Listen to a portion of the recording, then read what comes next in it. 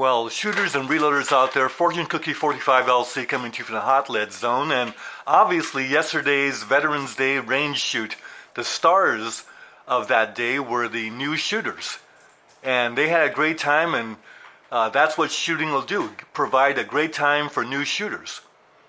But the second stars of the day were the guns that were used. We already talked about that. But the third stars of the day, and kind of ignored and forgotten, is the ammo that was used. And that's the purpose of this video, is to talk about the ammo that works out real well to bring new shooters to the range and promote the sport of shooting.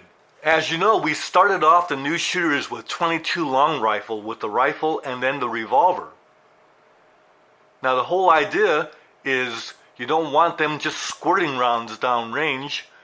Even though .22 ammo is not that expensive, it can add up, especially if there's just squirting ammo down the range. And they may not be learning much. But I like to use bulk ammo for the new shooters and shoot at 12.5 yards. Doesn't do them any good to shoot at 25 yards because 25 yards is even difficult to see the bullet holes. And misses can miss the whole target. And that isn't any fun. 12.5 yards provides a good test of accuracy and skill, and yet it's not so far that they can't have a good time. Now the first criteria for ammo that you use for new shooters is that the ammo is reliable and safe. What you didn't see yesterday at the video was that we went over safety, and when it's obvious that the new shooters have a good grasp of safety, then we can go ahead and enjoy the time at the range. Now, the whole day yesterday, none of the range masters yelled at any of the new shooters. And that is a victory, because you don't want that. And that doesn't provide them a good time either. It might even be a little embarrassing. So to save their embarrassment, oftentimes I said to them, be sure you do this because otherwise you might get yelled at. It's no fun. We want to be safe though, of course.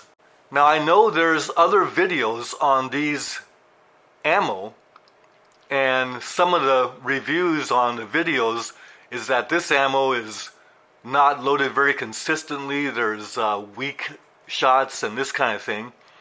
And this ammo has been criticized for jamming and misfires and this kind of thing. This ammo has been criticized for misfires. And Winchester Super X, supposed to be premium .22 ammo, has been actually criticized for not going off. Reliability. In my experience, maybe it's because I've been lucky, but Remington Golden bullets, they just work fine. They're reliable, they always go off, they feed, and they're reasonably accurate. They're not the accuracy we would want to use for the Savage Unshoe rifle, but for general shooting and practice and learning marksmanship, this kind of thing, this is great ammo. And it's hollow point, so you could actually hunt with it, even though you might miss a squirrel here and there, but basically it'll do the job. I found this to be very good ammo. Now, of course, you got to test yourself, but if you have a gun that doesn't like this, doesn't mean this ammo is not any good. It just means that that gun and that ammo don't work well together. In my guns, this works fine. Same thing with Winchester 555 bulk pack. The problem with this ammo is it has a little bit of a flat nose, so if your gun doesn't feed this, then it just doesn't feed it. But if you're going to load it in revolvers or this kind of thing, it's great ammo. It goes off all the time.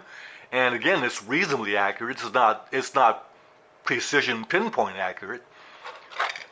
Winchester Super X, I found to be good ammo. It rates to me to be just a hair below CCI mini mags, but it's good ammo. I know there's one reviewer on YouTube that really hates this ammo, and I don't blame him because his video clearly shows that the problem ammo for him. But again, maybe I've been lucky. This ammo is great for me. I'll take as much of this that I can get my hands on. As for the Federal Value Pack ammo, yes indeed, every once in a while you do get a round that's a little bit weird. It doesn't have as much powder in there, it seems. And every once in a while you'll pick up one out of the box and the bullet will be cockeyed in there because something happened in handling. But overall, Federal Bulk Pack is good, reliable ammo. And I wouldn't hesitate to use this ammo just to have fun with at the range. And so all this is reliable and good for taking new shooters to the range. I found anyway. You might find differently, but again, if you have an ammo that doesn't work well in your gun, then you just simply leave that one out. And you bring the ammo to the new shooters, for the new shooters, that works well, because that's what we want. If ammo misfunctions or misfires for any reason, it adds to unsafety to the activities at the range, and we don't want that either. We didn't see the Winchester 555 bulk pack yesterday at the range because I put it in this container instead, and they just shook it out like pills to dispense for shooting. Now, 38 Special Wad Cutter. As you recall, I mentioned we were going to use 38 Wad Cutter ammunition for yesterday's range shooting, and this is the ammo that was going to be used. Turns out that I loaded these for my brother-in-law 40 years ago when I was shooting PPC. And so I gave him some of that ammo, and he never shot it all these years. Kept it in a nice, cool, dry environment. But this ammo was loaded when I was doing PPC 40 years ago. Look at that. That wad cutter looks perfect. And every one of them, it looks like factory match ammo. I put it in these factory match ammo boxes, but look at that. Give you a close-up. So as you know from my other videos, I used to buy PPC ammo loaded by Bill Davis and sold by the Bill Davis outlets, and used to buy that ammo in 1,000 round cartons. And the brass is Winchester brass, and so I had a lot of that brass. So I loaded this ammo with the Winchester brass, and the bullets are very unique. You won't find these wad cutter bullets anymore. They're actually swedged wad cutters, 148 grain hollow base wad cutters that were provided by a company called Moulton's. And I used to buy those bullets in 1,000 round boxes, and the bullets are always memorable because they were actually a little bit on the soft side. You could actually dent these with your finger because they're swedged bullets, and they were very greasy. They had this kind of a greasy stuff all over them to provide for good clean shooting. But always remember these Moulton's bullets. I use a lot of them, and if they were available today, I'd buy them again. But haven't seen these in many, many years now. But just goes to show, this is great ammo, and it's 40 years old, and I decided not to shoot these yesterday because they deserve a range day all to themselves, and a feature on old ammo and how good our reloads can be after a lot of years of good storage. So instead of that great blast from the past ammo, I decided to use the standard 158 grain semi-wad cutter loads that I have, and have these in reserve all the time. Got a lot of them, but they use the Remington 158 grain bullets, lead bullets that were purchased in 2,000 round boxes, And so yesterday, they shot up, 130 rounds. That's not bad, actually. But here's what you can see from that. These 158 grain bullets, these Remington 158 grain bullets that are coated with that kind of a powdery lube work very well with 3.5 grains of red dot powder. Now it turns out that yesterday I didn't bother to have the new shooters save the brass for me because I've got a lot of 38 special brass and I can always pick up some anytime I want to at the range. So I just let them leave it on the ground and just sacrificed it. But you can bet again, I can sure pick up some more. But anyway, if you have new shooters picking up brass, then that actually takes away from their experience because they're always policing brass. So as it is, we just swept it underneath the shooting stations and the range will take care of it.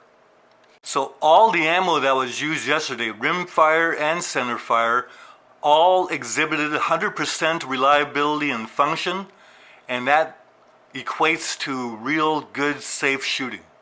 Well, thinking back, perhaps the reason why I wasn't concerned about losing a few 38 special and 9mm cases was that the first thing that happened, our good friend John at the range, who's the bullseye shooter, he has this bag of 44 Magnum, all polished up brass, and he just gives it to me. And he says, I've been saving these for you. And what a great thing. I really appreciate that from John. I mean, there's got to be about 100 cases here, and it's just great 44 Magnum brass. Can't wait to load this, and again, appreciate John. Now, interesting, yesterday, the new shooters touched off this 357 Magnum 125 grain ammo loaded with 22 grains of H110 full blasters. But you've got to be a little bit careful with Magnum ammo for new shooters because not all new shooters will benefit by shooting the more powerful loadings. Well, one of the stars of yesterday was the 9mm ammo, and this is CCI Blazer with the aluminum casings, and this was the ammo they didn't finish off yesterday, and it's 115 grain full metal jacket. This is good 9mm ammo, and the beauty of this ammo is when you shoot it, the casings, just leave them. There's no point in bringing those back, but that's good ammo, and it's not the very cheapest 9mm ammo, but it's very reasonably priced.